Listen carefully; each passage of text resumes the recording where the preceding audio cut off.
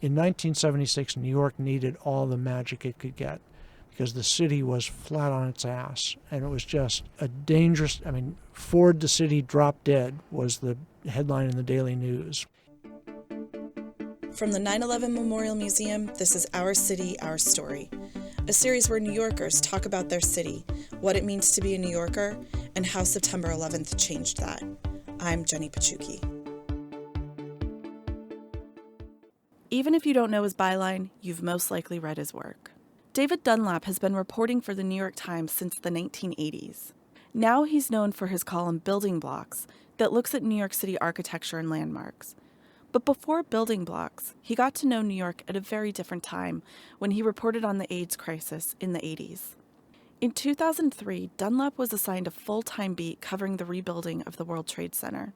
From the earliest conversations about what should be done with the 16-acre site to the recent opening of the new PATH station known as the Oculus, Dunlap has chronicled the site's progress step by step and is more knowledgeable about the new World Trade Center than most New Yorkers. We started our conversation speaking about his background, and after learning about his early life, his career path as a journalist makes a lot of sense. I grew up in Chicago. My father was an architect. He was one of the partners in charge of the Sears Tower. So as I was growing up, I was exposed to the construction of what was then the tallest building in the world.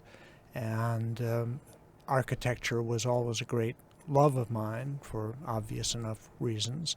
What drew you to reporting? Did you ever consider a career in architecture?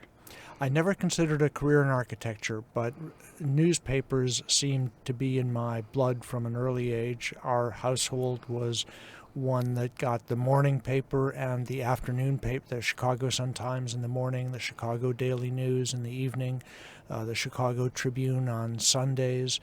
And as a kid, I published my own newspapers. For one of them was called the David Dunlap, which came out anything but daily, but we would have extra editions when a hamster died, for example. Oh. Yes, it was Hamlet and Hammy. It was big news. Tell me a little bit about when you arrived in New York and started reporting in New York. When was that? I started reporting in 1981. What was the city like at the time? It was pretty lawless. Working in Times Square in the late 70s and early 80s was really a challenge to one's life and safety. It was a dangerous time, so I'm always amused by this pining for the New York of the 70s. I understand what's being said, and it's true. The city has lost a great deal of its creative edge because the economics of it have really pushed out the people who provided the creative and intellectual energy of that period. But it's equally true that one walked through the city at one's peril. You always carried at least $20 on your person, so that if you were mugged, a disappointed robber would not kill you or inflict harm on you. You just thought about things like that. David's 9/11 story begins as a lot of New Yorkers did. It was primary day, and he stopped by the local polling place before work. He remembers leaving the polling station and walking up Broadway, noticing odd behavior on the streets, overhearing bits of urgent conversations on payphones. Yes, payphones. Remember, this was a time before the ubiquity of smartphones made information immediately available. His realization of the magnitude of what was happening didn't really hit until he was near his office in Times Square. Before I got to the Times building, which was then on 43rd Street, at Times Square, people were looking at some of the giant screens that did have video capacity, including what used to be the NASDAQ sign. It was a big cylindrical LED sign, and they were broadcasting images from the Trade Center site. And I don't know whether I was watching in real time or the first of many rebroadcasts, but I saw that phenomenon of what looked, it's not so much that the building collapses as that you see the beginning of what looks like a collapse. The top is sort of rocking and tilting. Then there's a cloud of smoke and dust and debris, and as that begins to clear, there's no building. Like a magic trick has been performed, this unbelievable disappearing act. While his colleagues in the New York Times newsroom became consumed with reporting on arguably the most significant event that happened in the city's history, as the paper's real estate reporter, he was given a different assignment. I was asked to do what amounted to an obituary of the World Trade Center. And as I tried to construct some kind of narrative, in essence a biography, I realized that they had, almost without our really noticing it, crept into the popular consciousness and the popular affection. And it was documentable from 1976, I believe it was, when Windows on the World opened.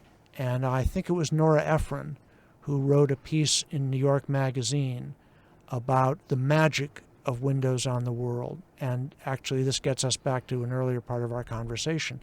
In 1976, if I've got the date right, but even if I don't, it's roughly that time.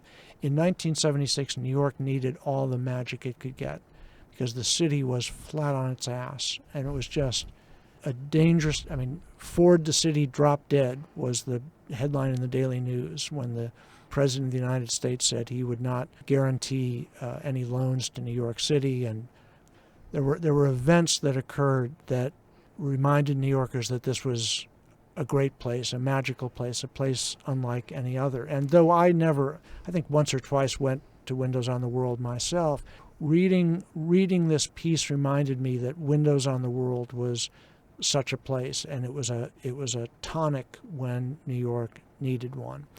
But more significantly still was Philippe Petit's walk between the towers.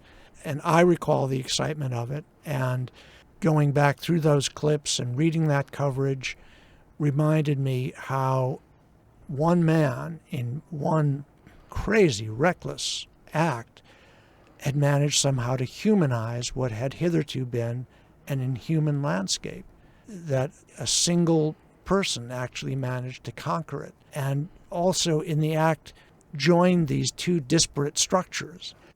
In November of 2002, Governor Pataki and Mayor Giuliani created the Lower Manhattan Development Corporation to oversee the redevelopment and revitalization of Lower Manhattan. John Whitehead, a D-Day veteran who had a successful career on Wall Street, led the charge as the chairman of the LMDC.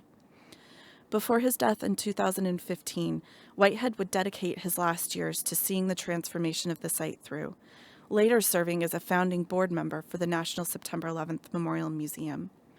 It was an emotional and contentious process, to say the least.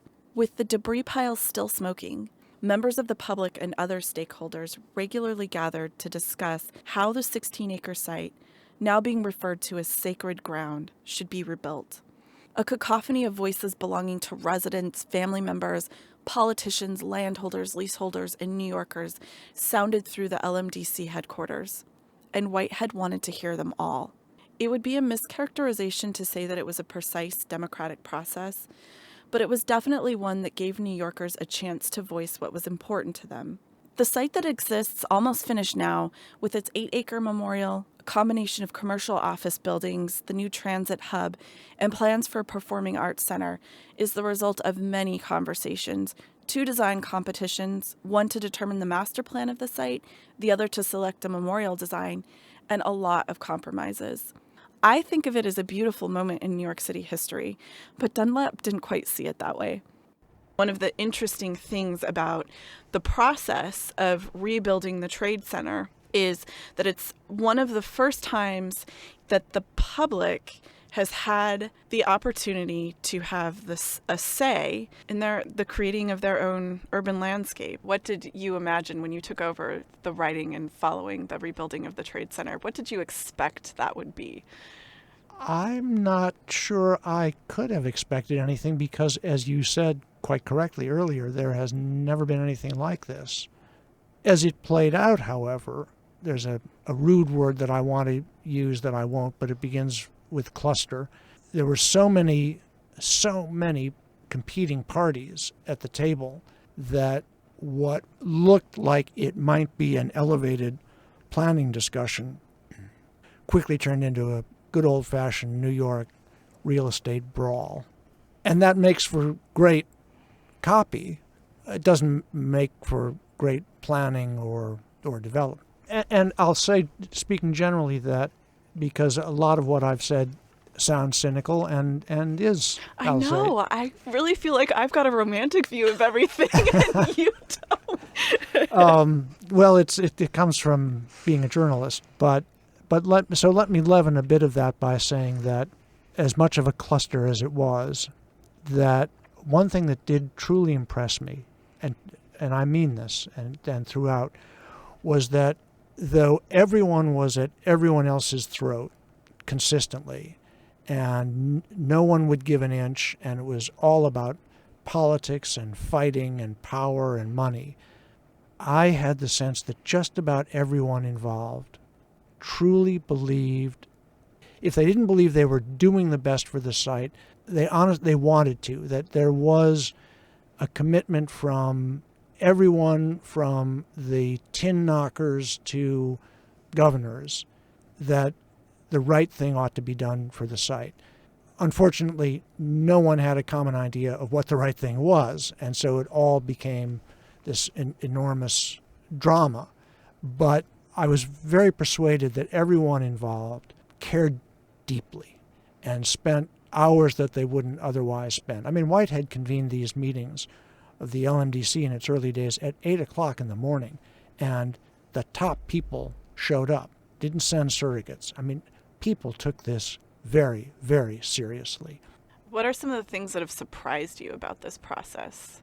I think it sounds funny to say this now, but I'm wondering whether, in retrospect, people will be amazed at how quickly it happened. From the standpoint of citizens eager to see the site rebuilt, or eager to see something on what was, for a long time, a 70-foot deep hole in the ground, the process seemed interminable. But the fact that we are approaching the 15th anniversary of this catastrophic attack, with the World Trade Center site itself almost completely rebuilt, is actually quite astonishing. Projects of this magnitude routinely take decades in New York. This is the last thing that I expected him to say. The rebuilding of the site has routinely been criticized for the apparent lack of progress. In fact, I remember vividly the first week that I started work at the 9/11 Memorial Museum in the summer of 2007. A headline read, "Zero Progress at Ground Zero." Hearing him say this, I realized that maybe New Yorkers like David have moved on from their collective frustration over a long-to-be-realized project. Instead, they now feel proud of the achievement of a soaring tower and a site of remembrance and renewal. There's a lot of people who have felt ownership over this place and what happens to this place. And I'm sure from your perspective, been incredible to be in the fight of it all, or witnessing it. Oh, it's the greatest privilege of my reporting career. In a way, I'm absolutely certain, until I retire, which is not too long from now, the implications of what happened here will follow me wherever I go, no matter what story it is I'm doing. And given the pace of construction here, will probably not have been quite completed yet. Tower 2 will still be underway by the time I step down. Again, there's that Pollyanna romantic view, David. I'm sick of it. I can't take it all anymore. Sweetness and light, right? That's what happens when you get old. I'm trying to think of a way that we can turn this around to end on a hopeful, happy note.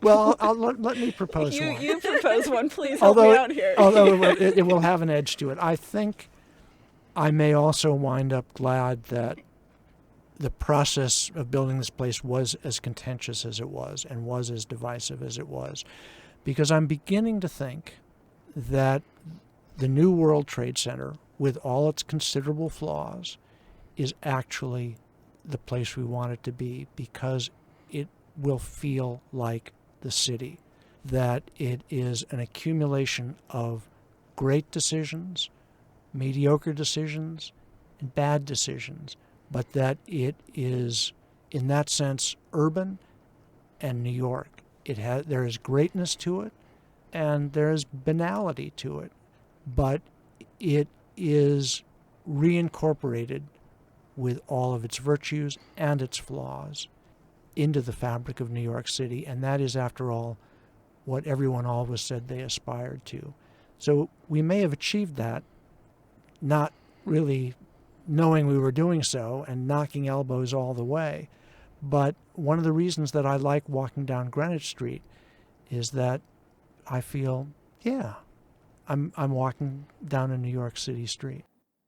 From the 9/11 Memorial Museum, this is Our City, Our Story. I'm Jenny Pachuki, series host, writer, and producer, with executive producers Michael Frazier and Carl Crico, and production support by Elizabeth Bistro. For more on the Our City, Our Story podcast series, visit our website at 911memorial.org.